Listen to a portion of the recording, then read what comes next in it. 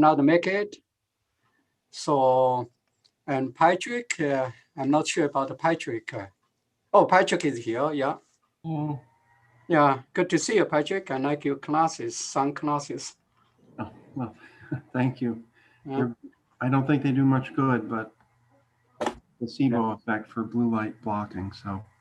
Yeah, and yeah, Jennifer, you're here. Pretty much everybody is here, am I right? Do I miss anyone?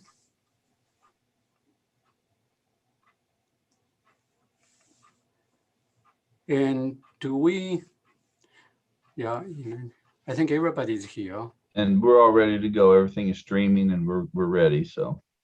Yes, thank you, Carol. I think we are ready. It's 1:01. Is it okay? We'll start it. Okay, Mike, so would you like to check attendance or roll call? Yes, I assume I'm doing this the same way as we normally do in an online meeting, correct? I'm just looking at the attendees here on the screen and jotting down who's here. Okay. Good enough. Just FYI, Jay and Joe could not be here. Excuse their excused absence. They talk to me, okay? As a part of record. All right. So the next item on the agenda to prove the minutes. That means the minutes from May 4th, 2021. So Dr. Lee, I just wanted to add my name to the absent list for the last minutes. I wasn't unable to make it because of a final exam. okay, thank you. Thank you. Josh and Mike, to make sure you take notes, you jot it down. Any other comments, question, correction? Yes, Patrick. This is just a quick comment. I recall at the last executive committee meeting, we were discussing just about the idea that, well, the executive committee meets for an hour and then either the chancellor or the provost join. And part of the reason for that is that we can all talk freely amongst ourselves, not that the provost and the chancellor are going to try to censor anybody, but obviously there are some things that are easier to talk about without administrators present. But then when we have the minutes, and the minutes just simply restate all of what we discussed during that first hour, what's the point of excluding the chancellor and the provost? I guess what I'm wondering is there a way in which the minutes can be not redacted, but perhaps they could, the minutes for the first hour of the meeting could be a bit more general, so that we're indicating what topics we discuss, but perhaps the particular views that certain members are taking, views that might be unpopular with an administrator, those aren't necessarily spelled out. Okay, thank you very much, Patrick, for your comments. I have two reactions. After that, I will defer to other EC members. So first of all, your comments, Jenny's comments are well taken, and we need to think about the way to take minutes, especially it will involve some sensitive issues. And if necessary, sometimes we need to have executive session. That means no minutes will be taken. So again, this is not my decision. This is just my comments, okay? That's number one. Second, there is, I think, EC meetings is a public meetings, okay? It's open to anybody and any discussion might be public records. So we need to be, careful. So that's why it's a catch-22. Unless we designate a certain amount of, let's say, first half an hour or first, 20 minutes as executive session, close the door, nothing will be taken. That would be different. Otherwise, everything will be public record. We will be liable. So that's my second reaction. And I will defer to other senior EC members, such as Marcus and Scott, Ni Chang, and who have been on the faculty senate for a long time. So any comments from some senior members? I just want to say, executive session is not something that you can simply choose to have or not have for any topic. There are very few prescribed specific reasons for going into executive session. Not wanting it to be part of the public record is not one of them. So it's generally for things like employment, review of employees, salary issues, things like that. So I would caution us from thinking of executive session as just a way to keep things secret. That's not what it's for. So my 2 cents. Yeah, I totally agree with Scott. And with the Open Meetings Act, we have to have minutes for all the meetings. Any of the committee meetings are supposed to be minutes for those because they're open meetings also. So anytime it's a public meeting, we gotta keep the minutes, and the minutes can be less specific. We're doing them off of transcripts, and so sometimes now they're a little bit more detailed because they're coming off the transcripts that we have from the Zoom. We've got to keep them, as Scott said.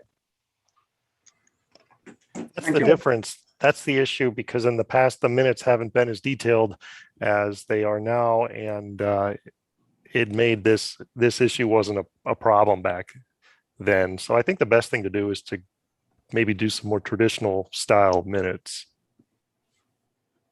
I agree. And we couldn't have had transcripts of meetings unless you had staff to actually transcribe a recording. And if you look at the Roberts rules and all of the writings on this, it's a deliberate choice what type of minutes that you have. And I do agree completely with the original comment that for this session, it's a smaller body. We deliberately have limited who is going to be in this discussion. We need to be able to speak freely and set some agendas. And I think that leaner, sparer minutes that just list general topics, including the executive committee discussed, period. The issue is fine. I mean, it's perfectly acceptable. There's no reason to have a transcript. It's only been the case because AI can do it now. And it's inaccurate. You know, whatever they're using, these transcripts are not accurate and they make us sound kind of weird sometimes. Okay, any more discussion, comments?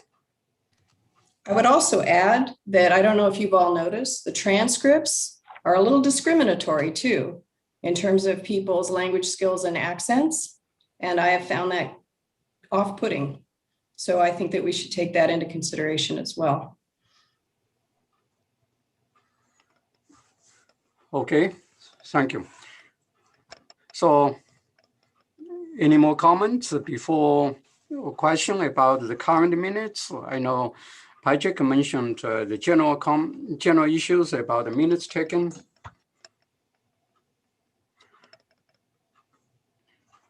So any motion from the floor? Motion to approve minutes. I second it. Anyone opposed? Abstention? Abstain. So minutes passed. May I make a motion not to have executive council minutes be a transcript? Okay, anyone second? I second that motion. Okay. So any further discussion? Anyone opposed? Abstention? Abstain. So motion carried forward.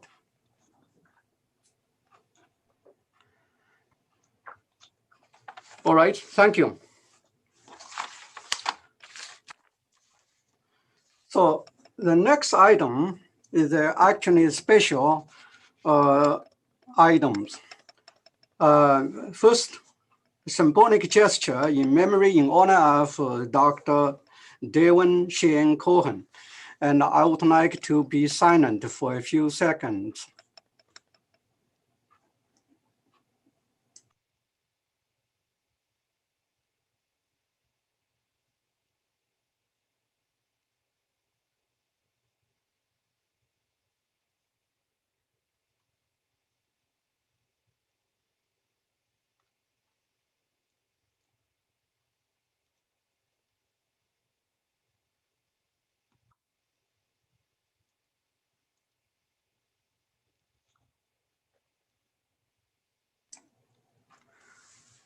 Okay, thank you. And to give you an update, it's a great loss that Professor Darwin Shane Cohen passed away. And Faculty Senate office sent the sympathy card to the family. Josh, am I right? And also, and we thanks and also my appreciation to Scott, who drafted the resolution. And we have a copy of the resolution here. And Scott, I would like you to read the resolution before we take actions.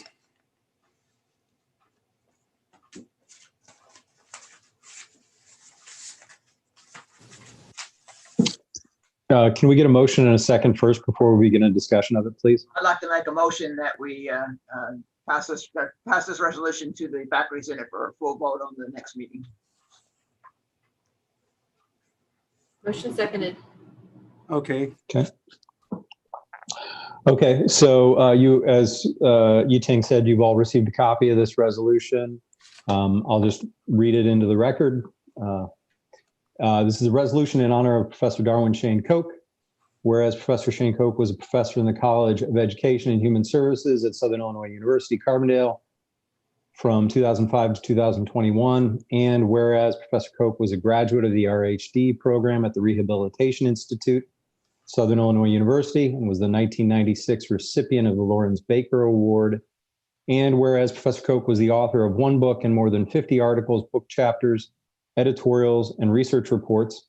And whereas Professor Koch received multiple research and teaching grants throughout his career, totaling more than $2 million in funding. And whereas Professor Koch chaired or served on more than 25 PhD and MA committees. And whereas Professor Koch was selected by the International Association of Addiction and Offender Counselors as the Counselor Educator of the Year in 2004. And whereas Professor Koch received the College of Education and Human Services Outstanding Scholar Award in 2011. And whereas Professor Koch served as Associate Dean for Academic and Student Affairs from 2011 to 2014. And whereas Professor Koch was selected by the Association of Behavior Analysis International as their outstanding mentor for 2021. And whereas Professor Koch served on the Faculty Senate from 2019 to 2021. Therefore, be it resolved, the Faculty Senate gratefully recognizes Professor Koch for 16 years of service to Southern Illinois University. That the Faculty Senate expresses its sincere appreciation and thanks for Professor Koch's service to his students, colleagues at Southern Illinois University, and the community, as well as his scholarly contributions to his discipline. Approved and adopted by the Faculty Senate at its regular meeting this 13th day of July, 2021, by its President, Yiting Li. Thank you. Any discussion, suggestion before we take action to vote? I think that was very well said. And I know that one of the faculty members sent me the email about his full name, maybe put Darwin there. So, and then a few minor suggestions I've already forwarded to Scott. He's going to finalize that. So any other brief or quick suggestion?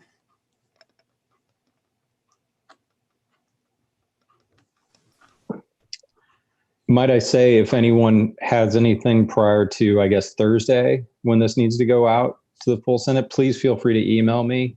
If you take a look at it and want to make suggestions, I'm happy to incorporate any content into this. So please let me know.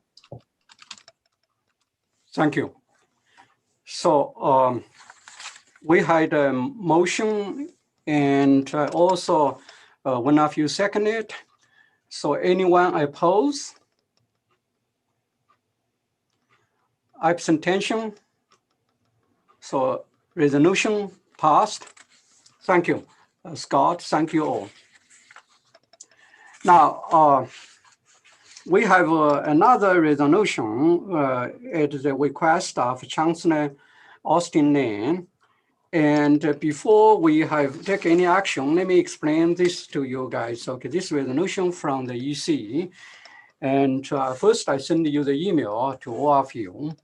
And we had bike force discussion. And I was especially acknowledge all of you for input. And I know both Jenny and Patrick sent specific comments to me. And even though it's difficult to integrate everything into the version which you have, I need to acknowledge your input. So this is the resolution there. Do we have a motion before we read it? So moved. Anyone second?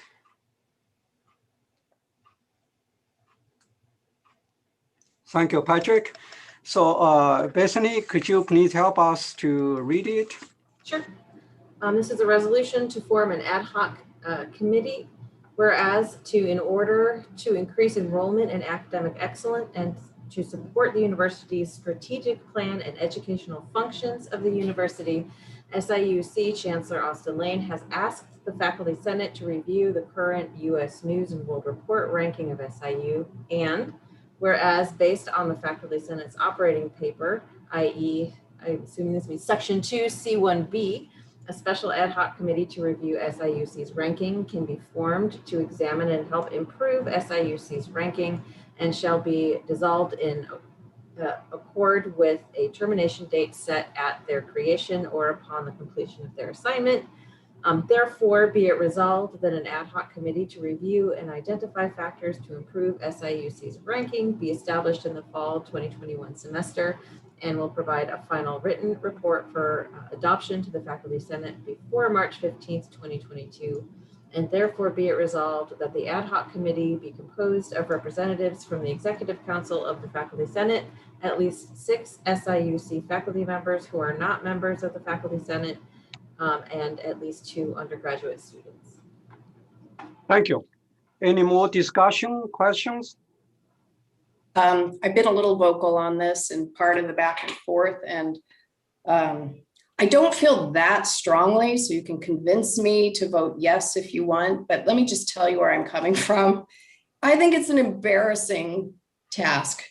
And I think that rankings are just across the board in the US, just everybody knows they're ludicrous. We also all know that students look at them. And so they do have an impact. So I'm not saying we shouldn't care, but I really don't like that the Faculty Senate has been asked to improve our ranking, which implies that the faculty aren't doing their jobs. And so it was the wording that I was really weighing in. I also think it's spinning our wheels because we know all about the rankings and how to improve the rankings. It's probably peer perceptions. That's the big one here. But the one line I would suggest to change, if we really want to appear cooperative, because I do want to appear cooperative with the chancellor, and I do appreciate a good collaboration. So I don't want to just knee-jerk say no, but let me just suggest on the one line where it says to improve SIU's ranking, it's kind of blunt. I would like any resolution coming out of the Faculty Senate to make the faculty look good. So I would rather it say, because that implies we have a horrible ranking, I would like it to say to improve SIU's recognition of academic excellence, which implies we are excellent and we just want to make sure everybody knows it. So I'd vote yes if we made that change. Very good suggestion. Anyone, let's focus on this here. Anyone to have a motion to support this change? Hold up a second. Wait a second. Can we have Yeah, discussion, please? We have a I lot of want to discussion to discuss, go I want through to here. discuss a couple other things. Okay, sure, okay. I don't disagree with what Jennifer said, and I would like to just step back a little bit and say that I know this was something that probably came up in the conversation, the one-on-one conversation that UTing as president of the Faculty Senate had with Chancellor Lane. But I will say that this most likely came up based on the fact that UTing has brought this up at every meeting for the past year and a half. And it's something I know UTing is really focused on, is the fact that our rankings have gone down. And I know it's been brought up numerous times by him at numerous meetings. So I'm a little hesitant in the resolution saying that the request came from Chancellor Lane, which I know it did, but I would suspect it came from Chancellor Lane because he's heard it probably 50 times in the last year. And so that's a little bit of, is he asking us to do what one of our faculty senator members is saying we didn't need to do forever? Or is he just bringing something up new? I don't think it's something new. And you can correct me if I'm wrong, UTing, but I know you brought this up because you actually talked about we're in the 200s and we've always been in, and you came here because we had this ranking and the ranking's gone up since you've been here. And so that's one thing I'd like to bring up. The second thing is as Jennifer pointed out, the rankings, I mean, we as academics a lot of times look at the rankings and just shake our head and say, here they go again.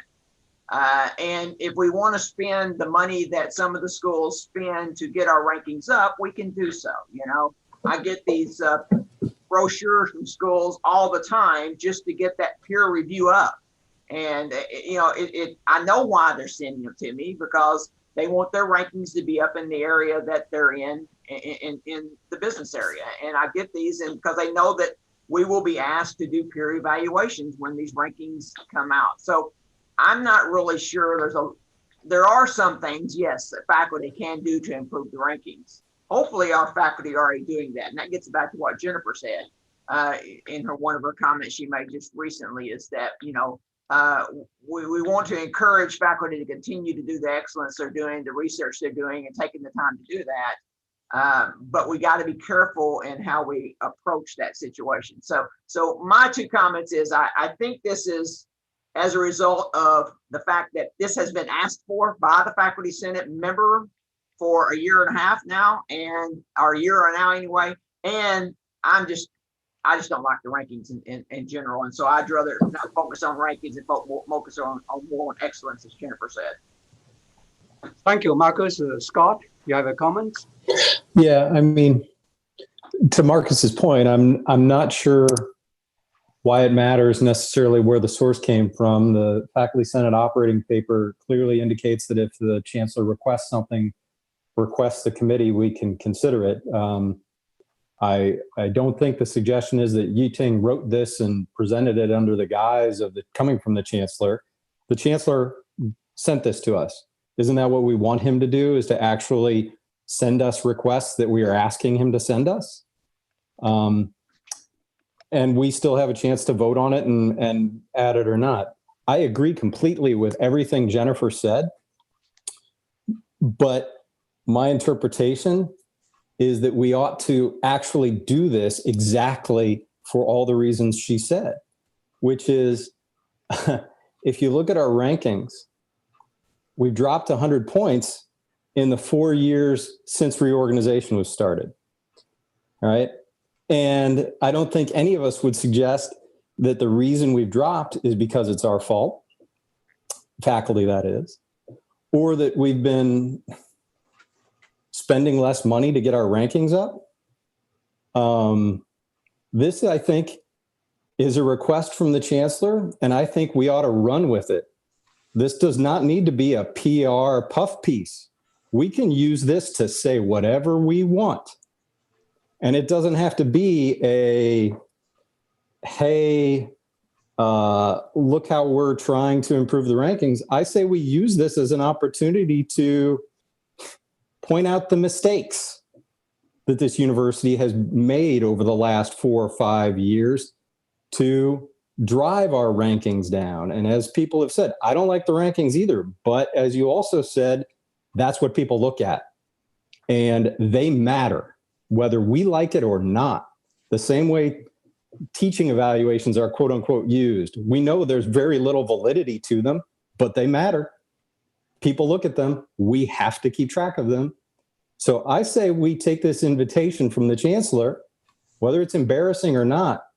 He's the one that requested this, not us, or at least not us formally anyway. I don't know that Yuting has asked this formally of the chancellor.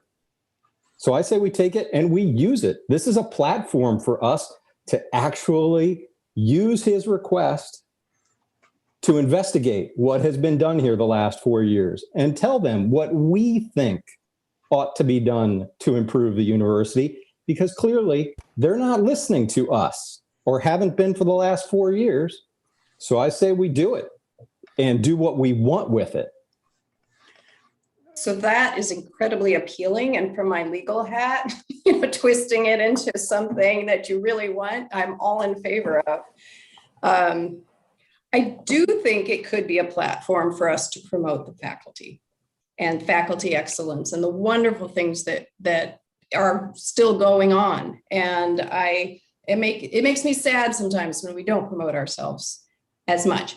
But I'm just going to say, I do not think an ad hoc committee that sits around, takes some time to form, spends Elaine's committee's time on trying to find the right people, talks a bit. I don't think it's going to achieve this platform we're talking about. I don't, but it's not the end of the world if we do all of that and spend some time on that. But I don't think it's a great use of time. But if we're going to do it, let's just please promote ourselves. I have a question for Scott. If we take that angle about the rankings dropping during the past 4 years, do we have strong evidence that the reorganization was indeed a factor in that? Or are we just looking at it, could be, is it a coincidence? Or I just want to make sure the connection is there. Okay. I'll leave that to individuals to draw those conclusions themselves. If there are other factors, hey, I'm a data guy. I know that correlation does not equal causation, but I know the rankings, we were in the mid to upper 100s 4 years ago. I know that we got dropped from US News because of reporting problems that we were told were honest mistakes. You all can draw your own conclusions about why our rankings have dropped the last 4 years, while our student population has dropped 45%, our graduate population has dropped 35%, our faculty, we've lost hundreds of people. I could do a multivariate analysis and collect the data and present results. I don't know what data or proof you would want, Matt, but I think everybody's going to have to draw their own conclusions. And like I said, I'm not necessarily advocating this as a hit piece either. What I'm saying is we can make this whatever we want. It doesn't have to be what the administration wants to see in terms of improving our ranking. This is our opinion. So I say we run with it. Thank you. And I like your thoughts there, Scott. There's no doubt about it. But if you look at the criteria that the U.S. News and World Report uses, there's not a whole lot specific to faculty in their criteria. Well, and if you look and see, graduation and retention rates is 22%. Okay, social mobility, whether that Pell Grants, that's 5%. Graduation rate performance, another 8%. So now we're up to, yeah, Marcus, I agree. I'm not limiting. My comments aren't about what we can do to promote the faculty. I'm sure we are, we're educators. I'm sure we have some ideas about how we could improve retention rates, or how we could improve graduation rates, or how we could improve social mobility. That's what we're being asked to do. So why don't we do that? So are I'm we going to use the U.S. News and World Report criteria? Or are we going to look at other rankings and use their criteria? I mean, we sort of right now we're limiting to the U.S. News and World Report criteria in this resolution. The resolution says U.S. News. The email we received from Yi-Teng, which I guess was from the chancellor, Yeah, said U.S. News. yes. So if we want to change it, fine. But the chancellor requested a U.S. News improvement. So I say we use those criteria. I say we evaluate the performance of this university in recent years as we've dropped 100 places, and offer our solutions as to how we might, as rough or as bad or as lousy or shitty or however you evaluate U.S. News rankings, so that we might improve them. That's what he wants. I say we give it to him. Thank you. Li Chang, it seems to me you have some comments. Yes, I would agree what Scott and talked about, and also Jennifer talked about. I would add this and then based on this resolution, we can check regularly how the university did or took actions or takes actions to improve our standard, in terms of education. I know U.S. News ranking is not a holistic a reflection of everything, but this could be a good starting point for us to check what is going on, right? Maybe the past 4 years, and then our attention was directed due to this reorg to improving the education excellency and going through all this reorg and the department reorganization, all those efforts. So that could be. And I agree, this is a good platform offered by the administration for us to legitimately check what's going on. And it's good. Thank you. I saw a few comments here. I think Jennifer, you mentioned about why undergraduate, Jennifer Sherry, right? Why undergraduate, not graduate? I think this is the same question which was raised by Joe Schramik as well as Jenny Probst, because U.S. News World Report pretty much the data for undergraduate. If we include graduate, that will be something we have to deal with graduate council. So that's the clarification. Now, any other comments, suggestion? Only that, some of the chat and our comments have been, is this a good use of our time? There are other things that we can do, and I don't think that we should forget how critical things still are for SIU and for our departments, and that the Faculty Senate needs to stay on task with, is this truly the most important thing we can think of to have an ad hoc committee on right now? We've just come out of a reorganization. To me, probably the number one thing is to think how to post-reorganization support the faculty to ensure student excellence. I can't think of anything more important right now so that we don't flounder. And it's all a ripple effect on retention, rankings, and the rest of it. We need to kind of close ranks and really support each other right now. Thank you. So Inan and Sung-Hee and Bethany, you guys have any comments? I think my biggest comment is sort of along the same lines. I don't know if this is the best use of our time. As faculty, as a Senate, or as an executive committee, however that will go, I feel like, do we have a right to say, no, we're not going to do this? Like, what are there rules that say, like, can we present a case to the chancellor and say, this is not the right time, or, try to tell him, maybe rescind your invitation to do this? I don't know. That's where my brain is anyways. Yeah. I have a same question. So can we reject to request from Chancellor about this request? This is not right time. Something like that. So yeah, that is my question too as well. Well, very good point. I will listen to a majority. If let's say we want to table it, I'm fine because I'm going to have a meeting with him this Thursday. I will bring you concerns to them because for me, my job is to advocate the majority of the faculty. I'm not going to push something majority faculty members do not support. I would convey to him that we certainly understand all of our concerns about the rankings.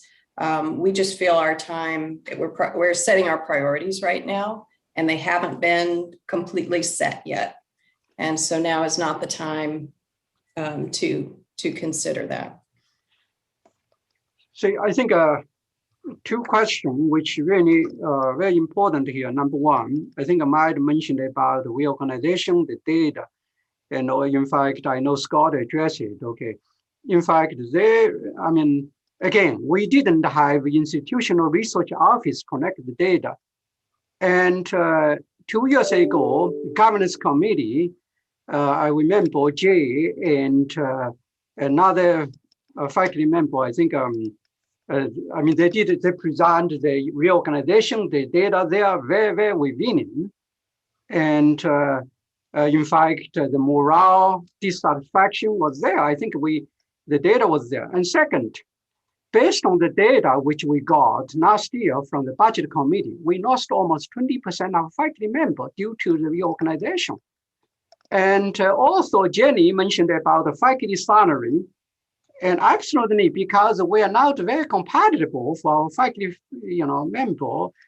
And I think, I also agree with Scott. I think if we have this resolution and we can connect data, that would be very effective tool to advocate faculty's interest, especially faculty-student ratio. Look at, the department or schools, whatever. And I'm almost any units, we lost, many faculty members because of low enrollment, because of no state budget, because of instability of senior leadership. And I know today, one of the faculty members want to present the interim positions, which obviously it's not on the agenda. That means, okay, this is the two issues. And again, there is a resolution here. And I would defer to you whether you're going to table it, move it, or reject it. I'm fine with your decision. Any more discussions?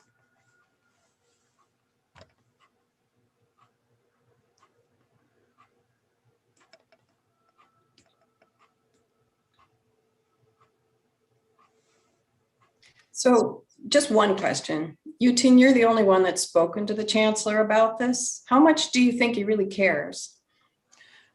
Or was it just an idea that he threw out? Let me be honest with you. A part of my report is that so far I had 2 meetings with the chancellor. The first one, Marcus and I together. Marcus, did you remember May 20th? I think it was a transition meeting. The second one, at the beginning of June, we had a meeting for 45 minutes, okay. And I shared the first draft with him. And I said, okay, this is deferred to the revision, change, or support of faculty senate executive council. And also support, it is subject to the vote of faculty senate. And then the second, before this meeting, I sent this version to you, and also I forward to them. That's our discussions here. And I'm going to meet with him this Thursday, and whatever discussion, whatever results, obviously, I'm going to share with him, and I will pass you words or concern, whatever to him. After all, I represent faculty senate. I'm not administrator, And my first priority is to advocate faculty's interest.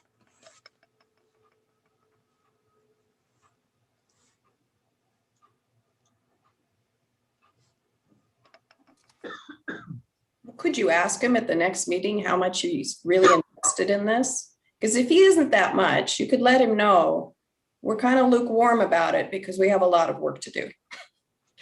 But if he really cares, we can do this and we can certainly use it to our advantage. You don't have to say that, but. Well, is he coming today? And we can ask him today. Yeah. Yes, I think today we can ask him. Again, we can hold on the vote until he answers the question. Would that be okay with you guys?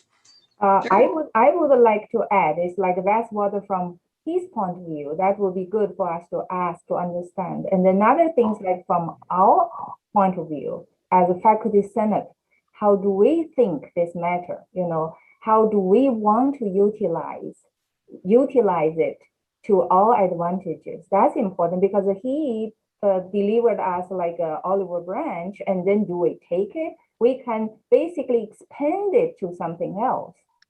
So even broader or deeper to the purpose of what we were talking about. If we say, for instance, okay, look, this is obviously partly because of reorg, and then as Jennifer indicated, we can see now we need to make sure that that was a pass. We can make sure the post-reorg being carried out more successfully. For instance, we don't have so many interims. We make sure the deadline for us to have the real selection of their directors being processed promptly.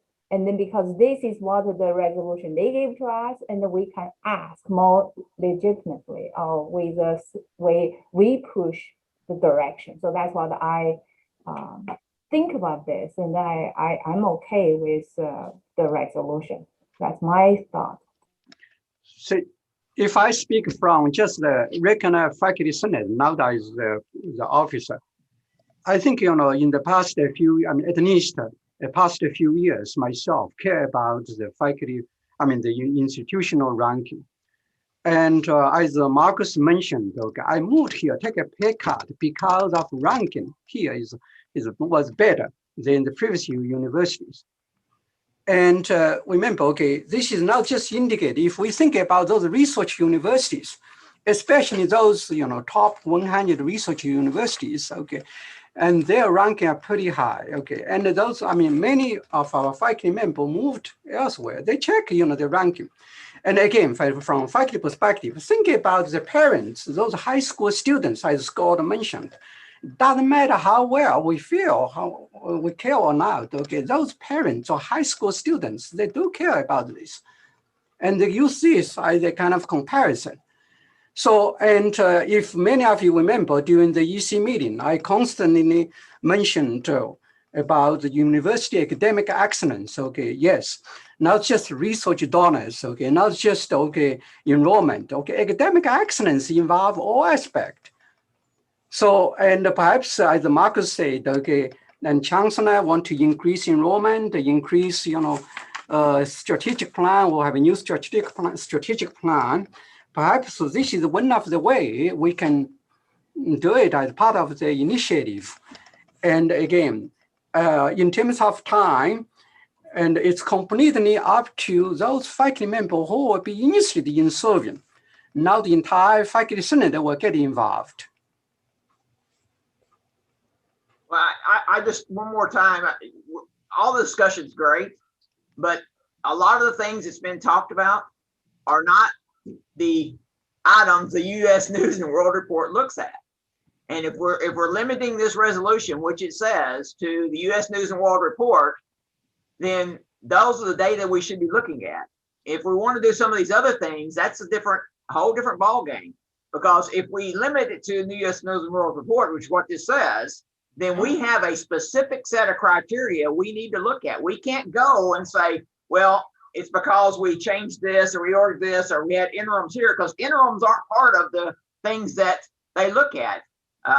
And so we're again, I don't think what some people are hoping we're going to get, we will get if we write this resolution the way it's written?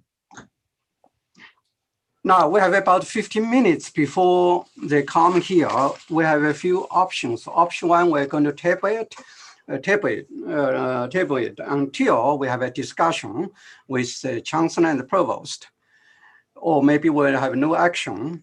And option two, we're going to vote it. And whatever you want to do, I will defer to you guys. We have to vote on up or down on whether we accept it because we already had a motion and a second to adopt it as is. So I made a suggestion for change that was sort of half-hearted, but we actually have to vote up or down first before we vote to table or do something else. So any, If we vote no then for this resolution, does that mean we can, if we decide after discussion with the chancellor to go ahead with this resolution or a similar one, we can bring it back? so And I say let's go through with the votes. I guess I would personally like to discuss this with the chancellor. So do we need to have a motion to vote it down, or? I thought the motion's already on the table. Okay, we have a motion there. Vote. The motion is on the table, but I believe that as the one who made the motion and whoever seconded it, I think I have the authority to withdraw the motion with the second's consent. Anybody who knows Roberts better than I do can let me know. But I'd be willing to pull the motion if we have a competing motion to table that someone else would like to offer, or if there's a belief that we might want to do this later, so we want to hold on to it. And I'd also ask, if we're going to wait for the chancellor to weigh in on this, are we then going to vote with the chancellor and the provost in the meeting? We can ask them to leave like 10 minutes earlier, and then we're going to have a vote. Would that be okay? In keeping with what we were talking about earlier, I don't think they should be there for a vote on this. Yeah. They should not. Okay. So make sure I understand the procedure. Okay. And originally, I think someone, the motion there, I think Scott second. Who was the person? I think Marcus, did you, who proposed the motion? Patrick seconded. Scott, I think it was. Okay, Scott, you Scott motioned and Patrick seconded. Okay, Patrick, okay. And then Scott second, right? Now, Scott is going to withdraw his second, right? Yes, I'll be glad to withdraw the motion to approve the resolution to form an ad hoc committee. And then now we only have the Patrick needs to agree. Yeah, I would say that I don't agree that we should ask the chancellor, simply because I don't like the appearance of, and again, I'm not meaning to mischaracterize anything anybody said, but I just don't like the idea of us saying to him, do you really want us to do this? And then we vote and we say, okay, fine, we'll do it. I think we should have the appearance of independence, and either we say yes to it or we say no. And regardless of what the chancellor, whether the chancellor really wants this or whether he's just sort of lukewarm about it. So I'm going to suggest that we do vote either yes or no. So I'm not going to remove my second. Okay, thank you. So there is a motion on the floor, and Scott withdraw the second. Anyone want to second before we vote? Yuting, correction. I did not second. I made the motion. Oh, So you I made the was motion. removing the motion. Patrick did not agree, so the motion is still in effect. We need to have a vote now if there is no more discussion. Okay, we need to have a vote. Okay, and let's start it from, anyone oppose? Can I interrupt, please? Can we vote yays and nays instead of just asking who opposes? Can we please ask who is in support and who is not and who abstains? Okay, Instead of just, there's a presumption when you just ask for people to oppose, I think, that might chill someone from saying something or Okay. voting. So can we please vote normally for all options? Sure, I will. I think a good suggestion. Okay, let me rephrase it. Okay, anyone opposed, say nay. You'd ask first, how many say aye? Okay, Then how many say nay? Then how many abstain? okay. How many is okay? Support, say hi or yes. Can I also ask that we do this roll call or something? Because on Zoom, people saying yes, you don't know who said what or who voted Oh, okay. how. Okay, So we need all right. to have a roll call vote of some kind so we know how people voted and how to count. Well, I I think have three, I had 3 yays. Is it really necessary to identify who voted in what way, or just the total yay or no or abstain would work? I think that we need to keep track of who votes how. okay. And I haven't voted yet, so I don't know Okay. how you had the numbers. Let me do it again. Okay. I was looking at the screen and I saw hands raised. Okay. I Now, didn't, but you, okay, if you want to vote, okay, suppose this, say yay or yes. yay. Yay, Then. yay. Okay, I count 4, 5, 6. So any say oppose, say nay, Nay. Okay. 3 say nay. 3 nays. So anyone abstain. I abstain. I don't have a camera on this screen. Thank you. So we had 6 yay or yes, and 3 nay, no, and 1 abstain. Okay, motion carried. But Hold we on, have I don't think everybody 13 voted. people. There are 13 participants on this call. There are 11 senators who can vote Okay. here, and we have 10 votes. So we're still missing the votes from Jay and Joe, right? No, I mean, on this call, there are 13. I don't know if Elaine Drakowski voted. I don't remember seeing. That might be the missing vote. I think Josh cannot vote, right? Or do we miss anyone? Oh, Carol, Josh, obviously 11. I think it's right, 11 people. Or have I missed anyone? I think Drakowski's the missing vote. She just disappeared. I think she's having connection troubles. Okay. Yeah. Elaine, what's your vote? I'm back. Okay. Okay, what's your vote? Yay or nay?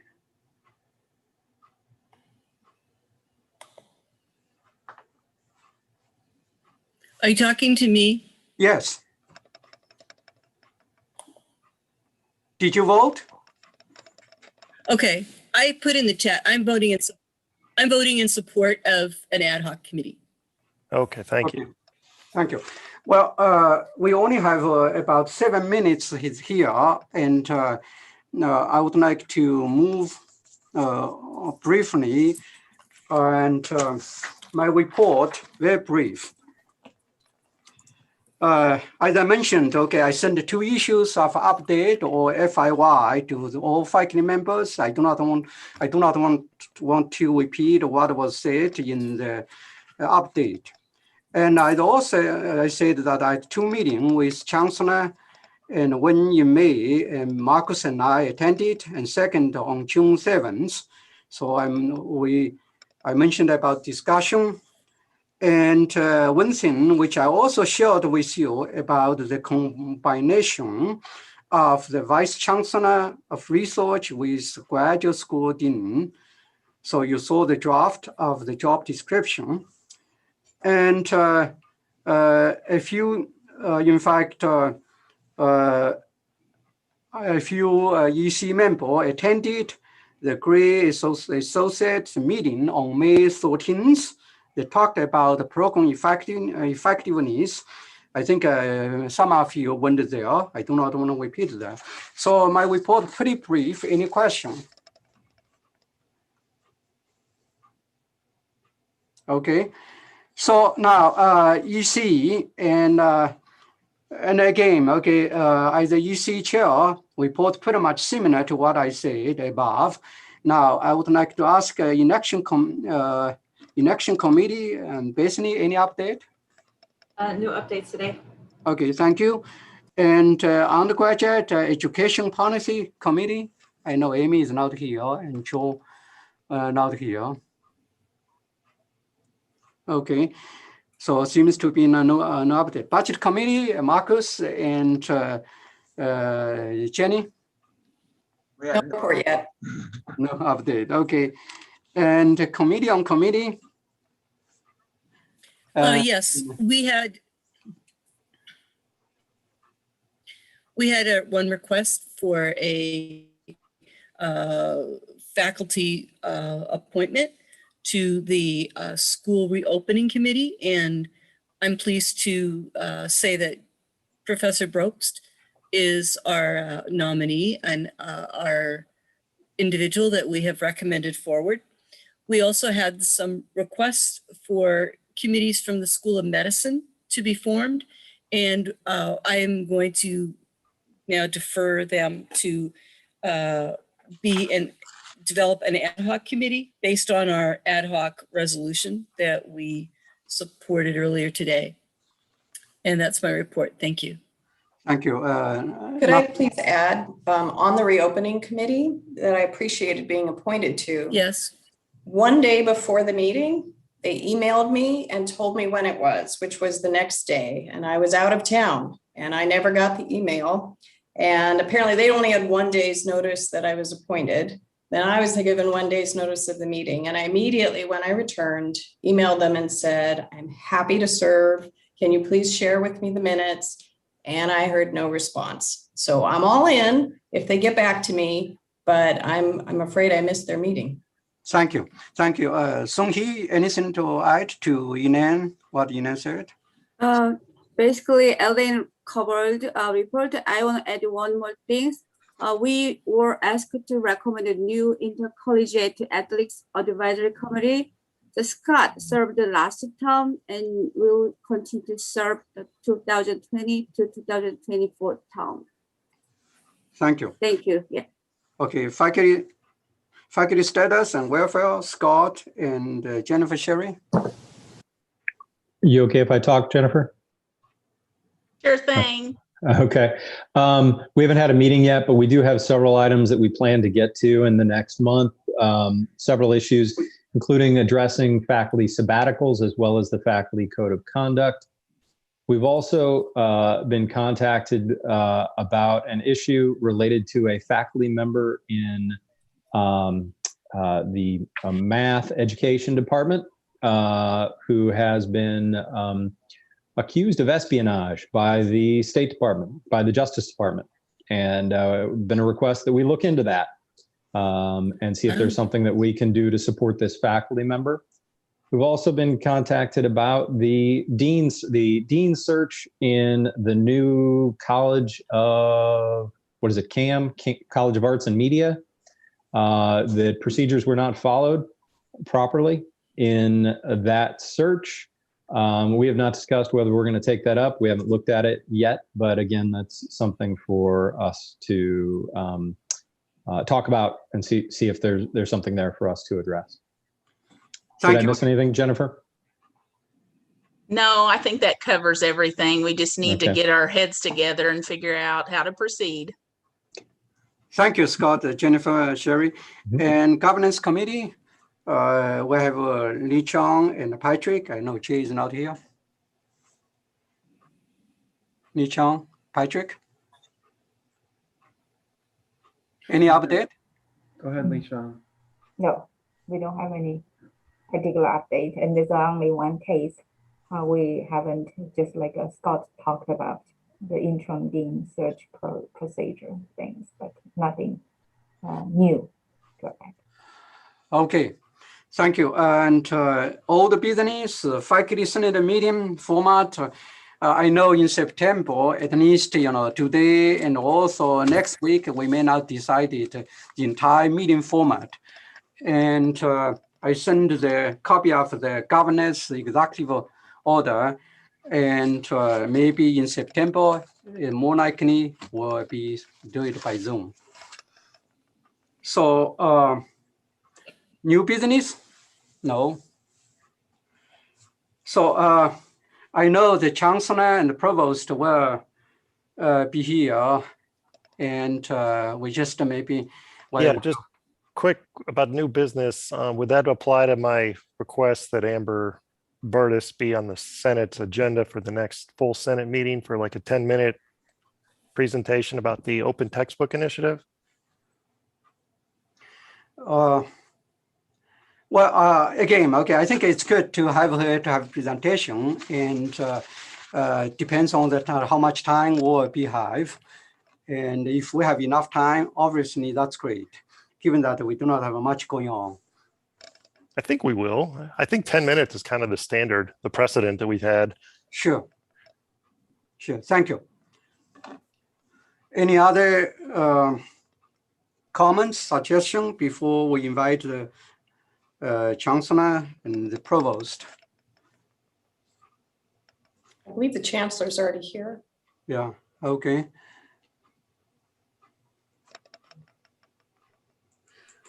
All right, so while we're waiting, we just take, oh, chancellor is back, okay. Hit the wrong button there. I was trying to get in. Sorry about that. Yeah. How's everybody doing? Great, great. Thank you very much for being here. Good. So, all floor is yours, Chancellor Nan. Oh, thank you, Dr. Lee. Well, it's good to see everybody. I feel like I've not been able to see you for at least a month or so. So it's good to see you. Hope you're doing well.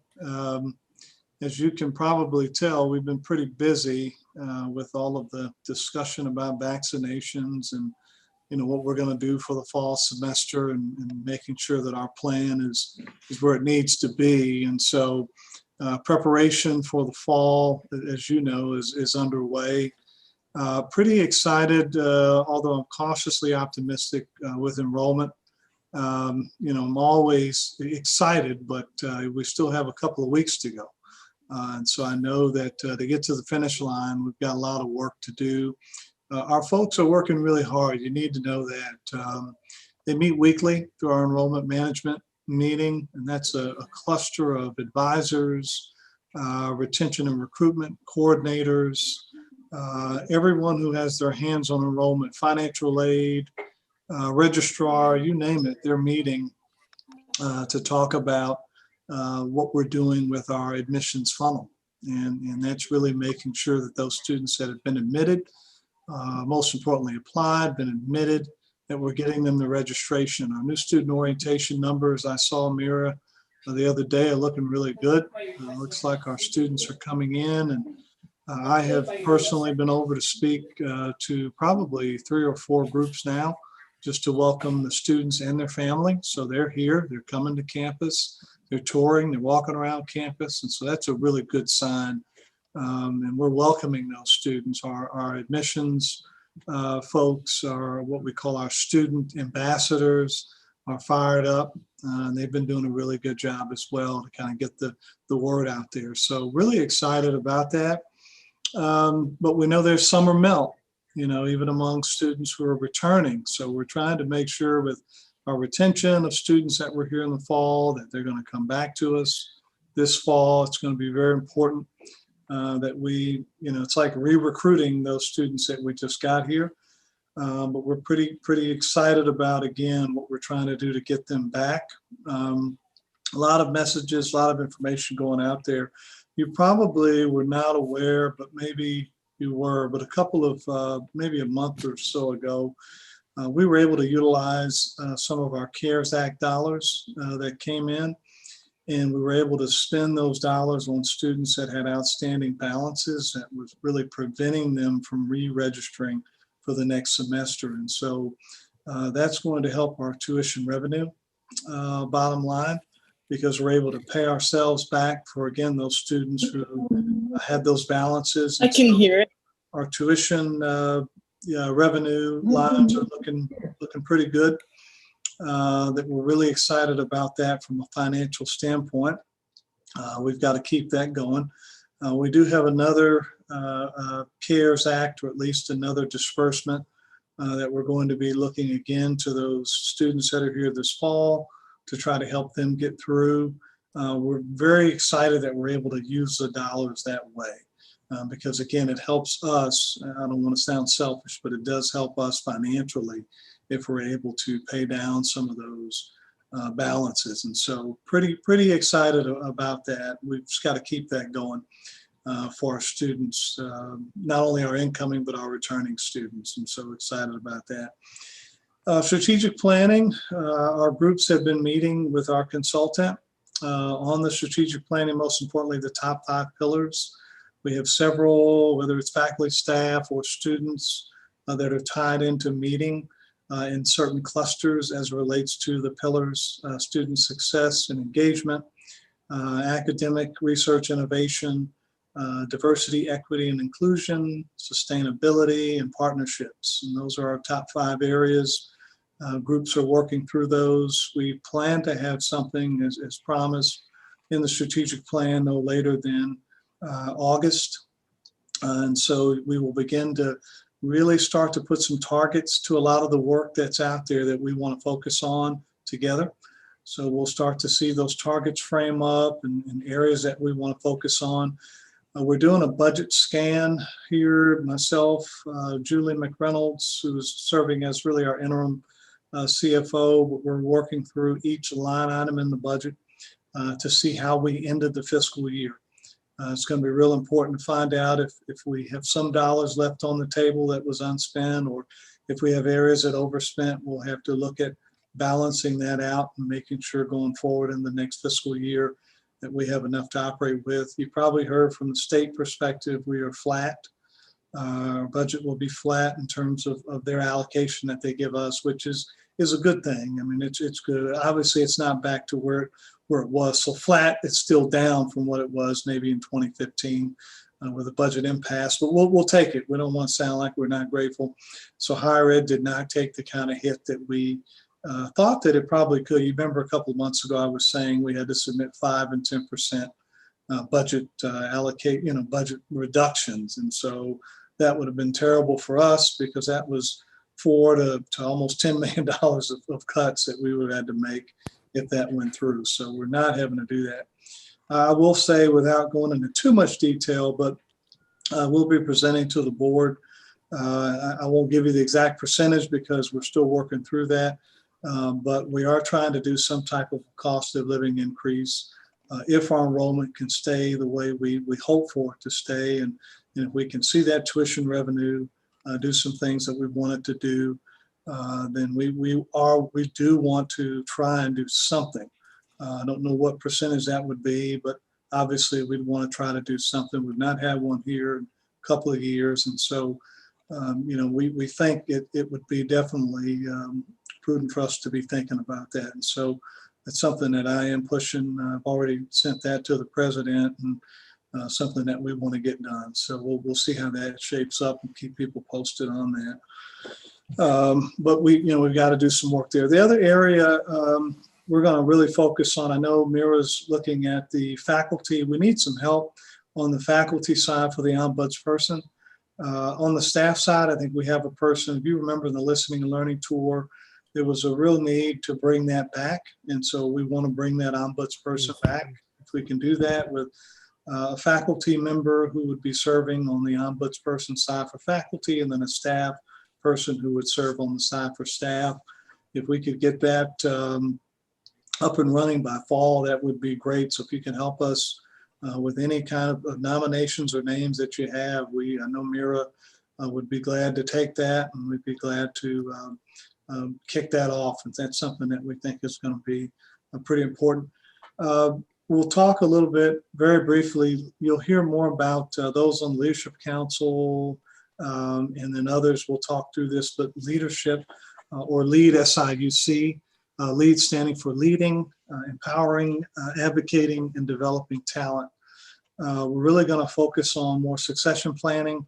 How do we look to the number 2s in the organization? How do we start to develop those folks who are wanting to rise within the ranks, tap the internal talent that we have here, retain it. That was another thing that came out loud and clear on the listening and learning tours. We need to do a better job of making sure that we give our own folks inside an opportunity to be able to develop and try to move up in the ranks. And so we'll be doing that going forward. You're probably hearing a lot. So we'll take nominations here for this fall. That's a 9-month cohort, no more than 10 people. We're asking the Leadership Council and the Cabinet to submit names by August 1. And hopefully there'll be folks that you know and that want to be a part of this. I'll work directly with them throughout the year. And obviously they'll meet in with some other folks as well across the university, across the campus. So we'll talk a little about that. We've got a lot of hires that have been, folks that have been coming in. The provost will probably talk to a little bit about some of those hires. We've got some national searches that are out there. I think my promise to this group is that, you know, anytime that we stand up a position, whether we have an interim in that position or not, that we would always do a national search. We've been following that line of logic. And so a lot of these positions that we're hiring or that you will hear about us hire, these are more for those folks who have been involved in external national searches. I know we've also had some internal searches as well, and I know the provost can talk a little bit about some of those. We've got some interims that are here, not as many, but we do have some interims that are in some key areas as well that we'll have to work through here over the next couple of months. But any feedback or suggestions you can give us, greatly appreciated going forward. Last item is Saluki safety. You will see us really beef up the Saluki safety information. Our reopening committee consists of our chief of police, our student affairs vice president, our student health center director, who is brand new. Dr. Jamie Clark is now our new student health center director. But you will start to see them push out more information about really going forward in terms of what we're doing with our safety and health. As you know, we put out an announcement, the system put out an announcement about a week ago now with our position on vaccinations. So we are strongly encouraging, not requiring, but strongly encouraging the vaccination among students before they get here. If students are coming and not vaccinated, then we're asking them to wear a mask, and same with our faculty or our staff as well. We took a slightly different position than the University of Illinois and maybe a few others who are now being challenged in some of those things that they put out there. So we're in a slightly different position. And so if things can stay the way they are today, we'll continue on that path. But as you know, if things change and take a turn, we will turn with it, meaning that we will adjust and make some other decisions and not be stuck on what we've decided. What we've learned in the pandemic is you can't really be stuck on too many things. Sometimes you have to change gears and change plans, and that's okay. And so we'll do that. Last piece, I want to thank Dr. Lee. I was asking him if there was a way we can put a faculty committee together to really look at our institutional ranking. You know, as you know now, I think we're about 258 in that U.S. News ranking. I just want to have some discussions about what strategies we can employ here to start to move that number down. What type of infrastructure do we need to put in place? We have a position we will post, which is the Vice Chancellor of Research and the Dean of the Graduate School. This goes back to the days of maybe John Garapachuk. I always mess his last name up. But he and I had some conversations, as well as several folks here on this call, I think, that actually gave us some feedback when Dr. Morris had the research task force out there, and I appreciate that. We're going to marry those two areas together and have it posted out there, but really want to look at infrastructure, look at our rankings, and start deciding what we want to be here in the next couple of years. And so we'll do some work there. Other than that, yeah, I can't say that it's been quiet, even though it's summer. It's been kind of noisy, but we're hard at work, and I know Mira's probably got some things as well that I know I probably missed. So I'll stop there and Dr. Lee, I don't know if you want to go right to Mira and then take questions, or however you want to do it, it's fine with us.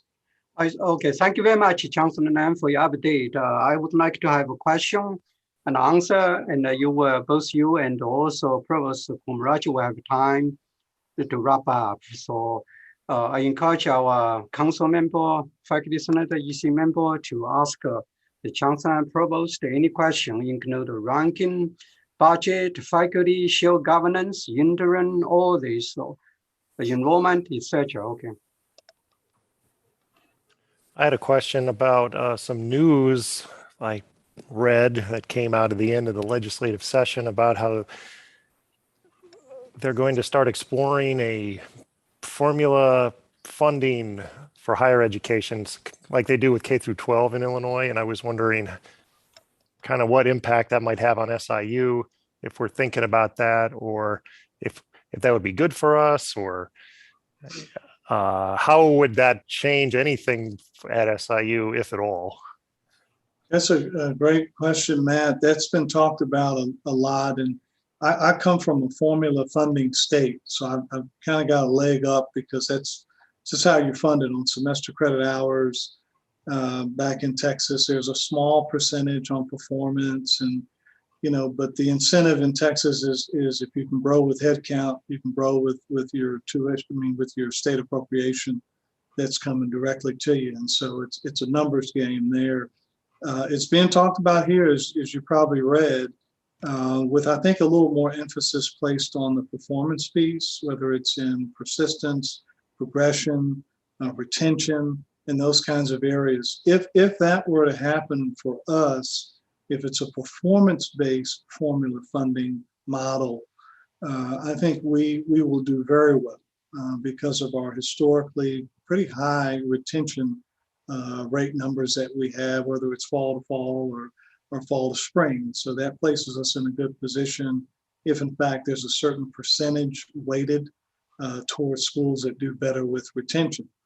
Now the negative could be if the formula is weighted heavily on enrollment based on your semester credit hour production and head count, then schools like the University of Illinois with 30 some odd thousand students, they're going to do well. And so obviously we would argue against that right now, because we wouldn't start out at the same, we wouldn't be starting the race at the same mark. And we'd have to argue against that. And I talked a little bit too with our IBHE folks offline and the chancellors and presidents, where we couldn't be unfairly hit because our enrollment starts in a different place than other places. And so that, I know most states, they do it that way. It's just based on your head count. And small schools get some hold harmless dollars that come along with it, which I think here it would be a new concept for schools that are not growing. You don't penalize them, but they don't see as much revenue or state allocation as other places would. But so there's some pros and cons in there of our state doing that. The pros for us, again, is probably more on the retention and the success numbers, how many students we educate that are at risk, rural, urban. I think if you factor those into the formula, we would probably do okay. But if it's just a enrollment, head count, we'd have to really argue for, us to be looked at in a way that's not going to impact us like it would some other schools as well, not just us. So, well, we're following that. So I'm glad you brought that up, man. I do think we thought it was getting some steam there, and then it died out a little bit. But from what I'm hearing, it seems like this comes up almost every session, and it kind of dies down a little bit and comes up again next session. So we'll have to keep watch on it. Thank you. Other questions? Yes, Anthony? I just have a quick question in regards to COVID. And it's actually the same question I sort of asked last year in the fall, beginning of the fall, which is in terms of our classrooms, what authority do teachers have to say, I want everybody in this room to wear masks or something of the like? So for example, we have In microbiology, we teach a senior level entirely lab class to give our students a variety of different skills that they'll need. And it's a relatively small class, but it's a lot of person-to-person contact. And so my faculty is wondering, can we ask them to wear masks if we feel that maybe some of the students might not have been so honest in telling us that they have the vaccine or so on and so forth. So what is our level of authority there in our classrooms for something like that? That's a great question, Bethany. I think that luckily our environment did very well with the requirement of masks back in the fall. And we thought we would have a few, hey, we're not putting one on and you can forget about it. You're trampling on my rights. We thought it was going to be a lot of that. It was really none of that. I don't think we sent anyone over for any disciplinary meeting with the dean. I mean, it was pretty good, knock on wood, it worked. So we have a culture of our students who are definitely in compliance with wearing masks. Now, I will tell you, now that the CDC and others have said, well, if you're vaccinated, you don't need to wear one. Then you have to probably test the waters a little bit where you probably can't require it, but you probably can say, hey, is everyone okay with putting a mask on for this particular activity? And I don't think you're going to get pushback from our students, or I think if you do that, I think you also get students to say, hey, I've been vaccinated.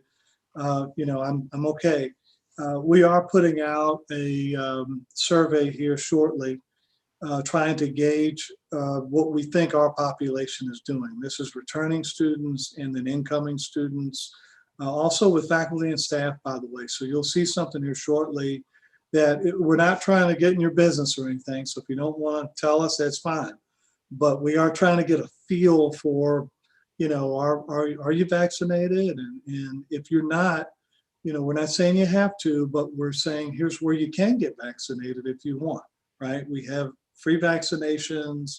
Also, here's where you can get tested for free. So we're going to be pushing the testing again like we did back in the fall, to have it right here on campus again for maybe, I think it's a day or two during the week. So we'll bring the testing back just to make sure that, if folks aren't vaccinated, and we want them to go through some type of surveillance testing where we can find out, how they're doing. And so I think you can do it, but I'd say be careful. There are a lot of challenges that we're following out there. And, you have some students that are challenging not only vaccinations, but they're challenging masks. And then you've got them supported in some cases by, their state rep and their senator and others. And so it's becoming a little political as well. So just be careful. And also cultural, there's a cultural piece, or anti-vaccination, anti-mask, it's swirling all around. So, you gotta kind of watch the optics of it there. And before you know it, you can be on the front page of the Chronicle with one move. You'll have your 5 minutes of fame, so you just got to be careful. But I want to make sure we support, told our group, we just want to support our faculty who are in the classroom, and we want to support our students and do it in a safe way. And that's kind of our goal going forward. But great question. It's come up a few times too. So yeah, and thank you. It's a bit of a sticky widget, so yeah. All right, thank you. Mm-hmm. Thank you. Other questions? So just since you said probably shouldn't require, sorry, you knew the law professor was going to listen to exactly how you I know that law professor picked that. So I'm sure you've met with legal counsel on what would happen if Jenny Bropst required masks of every student and held her ground. But can we think of other compromises for faculty and really brainstorm about that? Like I was thinking maybe only Zoom office hours. I'm teaching in person, but maybe only Zoom office hours on that one-on-one when they're in my office in a confined space. You know, I'm sure there are a lot of other things. I'd love the School of Medicine to weigh in and provide the faculty with a list of safety tips. So just a thought. That's a really good thought. Because I'm thinking, when I teach my class, I do want to have the ability. I'm not trying to trample on anyone's rights or anything. So Jennifer, don't throw anything at me up there. I'm looking at Jennifer Sherry. Jennifer was in my class last spring. So, but Jennifer, I think the way our class was set up, if we were in this moment, I probably could say to our group, because we bonded, I think, I could have said, hey, maybe let's try this. And again, if you're not comfortable with it, that's fine. We're not going to sit you in a corner somewhere, but I think they would have been honest with me. But I love the idea of being a little more creative, like you're saying. Maybe your meeting is a Zoom meeting. There are things we can still keep with Zoom, right? We don't have to go 100% right back into it. And I know there's some anxiety there too. We talked about that with Dr. Clark over in the Student Health Center. Even if we're allowed to do these things, we're finding some people just still aren't ready. They're just not quite ready yet. And that, you can't push them or hit them over the head with, they must. So I think say we got to balance it out on a case-by-case basis. You should have some autonomy, though, to be able to get a little creative in your class with your students. And for everyone here, if there's ever a question there, feel free to send it to Provost or myself, and we can kind of talk to legal. If you have a thought about, hey, I'm going to try this, you can or you can't. It's really up to you. But, if you feel like, hey, I want to run this by somebody and see if it passes the smell test, and we can go check it out for you and make sure, that you've got, not that you need cover, but at least we can give you some options that may help you. I just want to also add, I really feel like it would go a long way and be kind of an easy thing to do to really honor what's happened in this last year and a half. I lost a student to COVID. I had numerous students who were sick. I've had friends of friends die from this. This is very real for us. And I think when everybody returns in person, some unexpected emotions are going to happen for the faculty and students who look to the right and left and don't see that student anymore. So just really acknowledging that it's not speculation or irrational fear to really want social distancing and masking and people to get vaccinated is really important. I think that'd go a long way. I agree with you. Sometimes I even cringe because I know we say, we're coming out of it and things are going to be new and we, probably upsetting some folks who unintentionally, we've lost some people. So it's like we're moving on and they're still grieving. They're still thinking, wow, we're back, but I lost a mom or dad. So I think there are some things that we can do to acknowledge some of that and pause out a little bit just to make sure people know we haven't forgot about it. So that's a good way of looking at that. We can definitely do some things here university-wide. Thank you. Li Chang.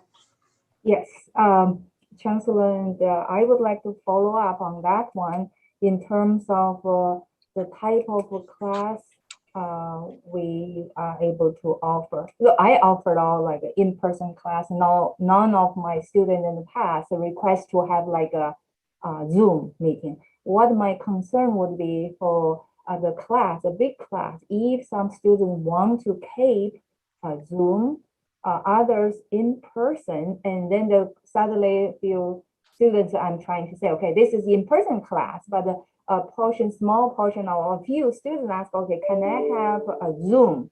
So the faculty will teach a mixed class. That certainly I heard from a number of faculty that it brings like a complexity because then you teach mixed class. It is a lot of effort has to put into it. And what would be your kind of advice or so no, you don't choose faculty, we don't offer this mix. Or if the faculty has ability to choose to tell the student, okay, I only offer in-person class. And then, for instance, if that's the case, the student in the class, in the classroom wants to have a Zoom portion, they will report to you guys, look, my instructor doesn't want to offer me a Zoom portion. Would you guys say no? I will talk to your instructor. I will force her or him to offer mixed things. I want to know the policy of your kind of Yeah, on that. That's something I want to make sure, those things can be cleared up. yeah, I'm looking at the provost. I'll just give my thought here. When we put the class out on the schedule in terms of how it's being offered, whether it's face-to-face, online, or hybrid, I mean, unless something's changed, that's how it's offered.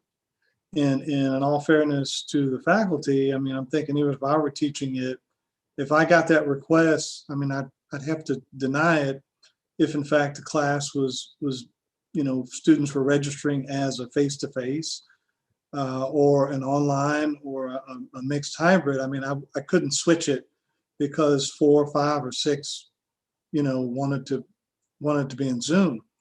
So I would think that would cause a lot of work on your part if you were doing that. Boy, that would be nice of you, but I mean, you'd probably burn yourself out after, 3 or 4 weeks trying to keep up with that. So, I mean, I would advise it. I'm looking at Mira. I don't know that you should be asked to accommodate that, unless we were doing what we did back in the March of the pandemic. When it started, we had to switch things. But other than that, Mira, I don't see us or faculty having to shuffle that because a few students wanted a certain way, or am I missing something? I think what you said, Chancellor, is what we have been doing. Even during the pandemic, we were asking faculty not to change the modality on the students. There were some situations where a class was hybrid, the instructor wanted to make it face-to-face, or it was face-to-face and the students wanted it hybrid. We kind of said, how was it listed? What did the students sign up for? And if we honor that part of it, we can support the faculty on that. Now, if it's an occasional student, like one student who's going to be out for a week, under normal circumstances, how might you accommodate that student? We'd request the instructor to consider that. If it is just a one-off, one-time request for a few days, if a student is making a request, how you would normally before the pandemic, how would we handle those kind of requests? That's how we would expect or request faculty to respond to a student's request. But really what the student signs up for, that's what is being offered. That's our kind of our contract with them. I see. So basically what you are saying is like if the instructor says, okay, right now, because the course is listed in person, I will not be able to offer like a hybrid. Basically, I'm giving a lecture in person. Also, I open up a Zoom section. So a few students or 1 or 2 students will be able to Zoom in. So you said the instructor has the ability to determine whether I offer this or not. Is that correct? Yes, because even the last 2 semesters, there were faculty who wanted to accommodate, and so they chose to do it, but we would not mandate it. Okay, because a lot of times, and then there will be leaving up kind of room for students to keep arguing for particular lecturer or instructor who is unwilling to be making those commendations due to basically this instructor could be stressed out by doing these things, and then so will not be able to focus on. So if the student coming up to you guys, you say, no, you will force the instructor to adopt certain kind of teaching format. So you are not going to do that. Yeah, we would stick with whatever has been posted. Thank you. Thank you. Any other question for either the chancellor or the provost? Could you give us an update on some of the priorities to work on the budget next year? Maybe it's too soon, but you did it was very helpful at the beginning of last year. Yeah, so we, for us, it looks like it's going to be, now that we know what the state's going to do, more of a hold the line strategy in the budget. So since it's a flat budget, we're looking at people starting with what they started with this time last year. The good news is that we're not having to put out the memo that says we need you to reduce your budget by 5 or 6%.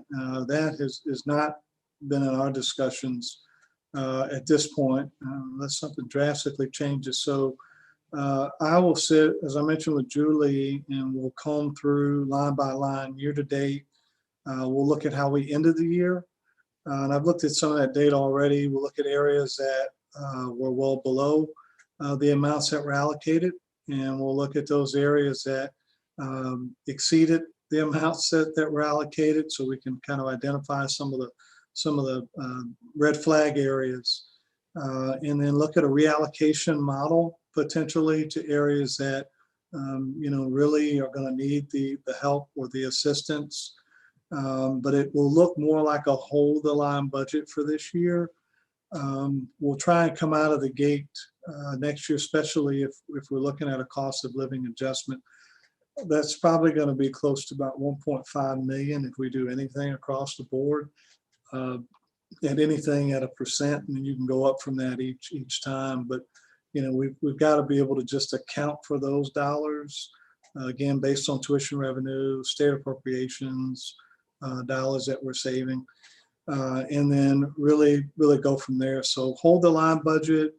Looks like we're going to be okay with not having to do the cuts that we had to take last fall, and really slow our spending down out of the gate, because again, we have to get to 10th class day to really determine what that enrollment number is going to look like. So we've got to be a little stingy out of the gate, and just make sure that our spending, we don't, I guess, when you get your salary, that's divvied out over 12 months. Some of people are 9 months, so you don't spend all of what you get in 1 month. So we've got to have more of a strategy that slows it down a little bit, and that's we think going to help us out. We probably will start off again with, we didn't call it a hiring freeze, but it was more of a hiring chill.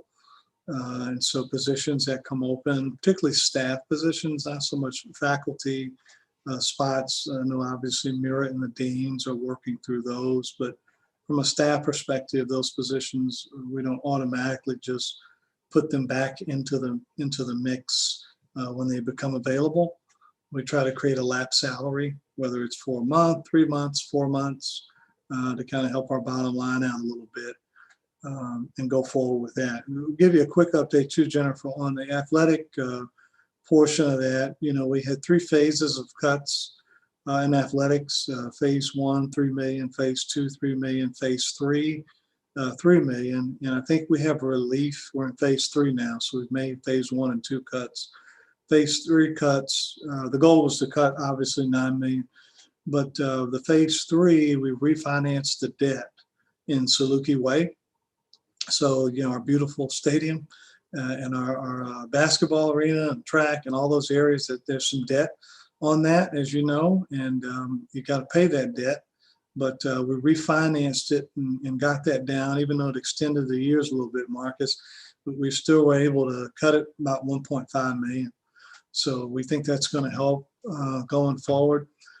We're asking athletics to do a lot more fundraising to offset some of the costs. We have a coach whose salary is coming up. I'll take it to the board, but that's going to be all foundation dollars, money that is actually raised to support the salary and not state money. So we're really trying to avoid any of these state dollars that are going to athletics, trimming down the staff. We did have a few that we're not bringing back as of June 30th. And so we did have to notice a few other folks that are there. Some, in order to save them, we had to put them on foundation money because they couldn't survive, so that they know it's not a long-term permanent position. Some of them know after a year, unless dollars are raised, they're not going to be there. So we are doing things that are a little different over in athletics to really address this hole that we've been in for a while. So that will be something. If you hear a little bit about it, some people sometimes hear if people are leaving, they think, "Oh no, are you guys laying everybody off?" Or, no, but in an area like athletics, we are. There are some folks who have not been able to survive some of the cuts, and it's real unfortunate. But we've just got to we've got to tighten the belt a little bit there to get that number down. Thank you. We have 5 more minutes for question and answers. I would like to have those who have never asked question to ask question. Marcus, Scott, or Elaine, or Jennifer, or Bethany. Any of you have a question, or Patrick, or Sung-Hee? I do have a question, but I already asked one. So. Oh yes, you asked your question. Thank you. Default. Patrick, those people have not asked any questions. We don't have a limit. Right. Chancellor, just a couple of things. One, where are we at with the Gray Associates? I know they came and did a presentation to us earlier. And also with the request about the rankings, what are you really looking for there? Yeah, on the first one, just so the group knows, and thanks to Dr. Odom, Dr. Lee, and the Gray Associates, we wanted that to be kind of our debrief consultant on the academic reorg. So now that things are pretty close to being done there, we're looking at, now that the dust, we're trying to figure out how we look today versus what we look like, 3 years ago, with some of the changes that are there. And then moving forward, how do we continue to assess the impact? And so we know areas, even though they've changed structurally, right? So we've got to look at, are they staffed where they ought to be? Do they have the right resource now? Did one area get a lot more in there that causes us to look at where they are? So we're going to do some of that work there and take their advice. They've got a lot of good strategies for doing that. And so I know Mira and others, Dr. Lee, others have been involved. And my hope is that we can kick that off here, as we always planned, right around the time when faculty return. So the idea was that in the fall, you would have access to meeting with this group. The group actually wants to meet with you. And so it's not just meeting with me or Mira or administrators, it's meeting with faculty as well. So it'll give all of our folks a chance to have a voice in kind of what we look like today. So that will go. The other, you mentioned, gosh, I forgot, what was the second one, Dr. Odom? I'm sorry. The request about looking at what we can do to increase our excellence rankings and so forth. Oh, yeah, sorry. Yeah, the ranking. And yeah, so, I'm looking at, I'm looking at our infrastructure really more than I'm looking at the ranking, because I'm trying to find out, regardless of the ranking going down, we're going to have to do some things internally to provide the right infrastructure for, I think, our faculty to be able to do the things they need to do in order for us to get the rankings to move in a different direction. And so there's going to have to be some legwork done on just how we're set up, how supportive we are to be able to do that. We're at 258. And if you look at who's around in those areas, you got University of Memphis, and you've got a few others that are there. If you look at where they were a few years ago, it's pretty impressive when you track that over about a 10-year period, where schools have been able to move in their particular ranking. I try to stay away from, hey, we want to be R1 tomorrow. There's a lot that we would have to do to get there. I don't want to blow smoke or anything like that, and that's because of the infrastructure. So the idea is, what realistic ranking should we all be shooting for? I do think we need to find that out. That's why I'm thankful, Dr. Lee and others for this committee or group to help us really define, okay, what's realistic or what's unrealistic, what's a stretch goal, and how soon do we want to try and get there, and then how will we provide the infrastructure to help faculty and others help us get there. So I've not had that conversation with anyone. I'd like to start having it so we can answer this question a little deeper as we think about where we want to be as a university. Know we've got a lot of faculty, so they came here because of the doctoral research university. They wanted the opportunity to research and feel like they've been pulled a little bit away from that, is what I heard on the tour. And so this really is based on a lot of that feedback. And how do we put a plan together to try and at least talk about it and try and address it. And so that's the idea. I mentioned 200, but if you go back and look at what we were, we've been all around. So just trying to get an idea. Mira, you want to go around? Yeah, I just wanted to add that as the group is working on this, something that might be helpful is to look at college rankings and program rankings, because it is not even. Like, there are some programs that have a much higher ranking. What is it about the program that allows it or helps it to get a higher rank would be informative. I'll just give a quick example, because the Dean of Engineering, Computing, Technology, and Math recently mentioned that the college has a strong ranking. The computer science program has a stronger ranking than the university ranking. So that would be a way of thinking about, okay, how can we get the whole university ranking up by also looking at individual programs. So. Yeah, because that's a great point. So we have kind of the 30,000 foot lens on, but there's so many, as Mira said, there's some internal highlights in rankings that we're actually pretty good, but you wouldn't know it, right? Because people just see the big overall rank number. And there's some other things outside of faculty that we can do to be a little more of a player on that R2 stage in terms of what we are doing and highlighting and making sure that people know the work that is happening here. So there's some marketing efforts that we're looking at too that will put us, I think, in a better position. For some reason, we just get ranked with schools that are not even in our doctoral Carnegie classification. They're not even close.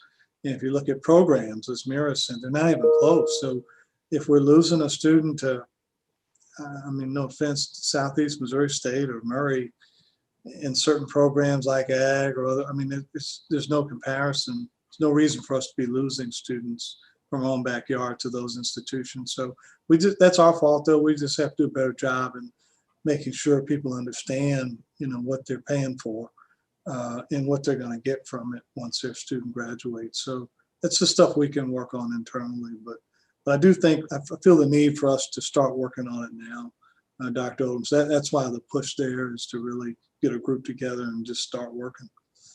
Okay, thank you. I know there's a question from Jennifer Sherry. Would you like to read your question? Sure. Hi, Dr. Chancellor Lane. I'm so used to calling you Dr. Lane in class. I'm so sorry. Oh, you're fine. So I just wondered if maybe the resolution could be framed slightly differently than putting so much emphasis on U.S. News and World Report, to maybe you use the terminology as infrastructure, and there's more that goes into it than just the U.S. News and World Report. So is that a possibility for us to not only frame it differently, but maybe to put more into the process of this ad hoc committee to create more of a usable information for you? I think I'm looking at Dr. Lee. I'm wide open because there are others. Wall Street. There's some other ranking areas as well that people are touting and using. So, yeah, there can be a wider net cast where it's not just U.S. News, but just rankings in general, wherever we're ranked, areas that we know we want to target. I'm open to that. I know we only have 11 minutes. Scott, do you have any comments in this regard? Okay. Well, we have 11 minutes, and I know each of you may have about 2 or 3 minutes to wrap up. Mary, you want to add some things there? Yeah, I mean, I don't know if you're interested like in the enrollment numbers that I typically provide, just so that it's just data 6 weeks out from the start of the semester. In terms of our freshmen on campus, we have registered 1,174 students, and that is 2.4% higher than this time last year. In terms of our transfer students that are on campus, we have registered 522, which is 1.9% lower. That's been the area of our challenge. And then off-campus transfers, we have registered 122 students, which is 9.1% higher.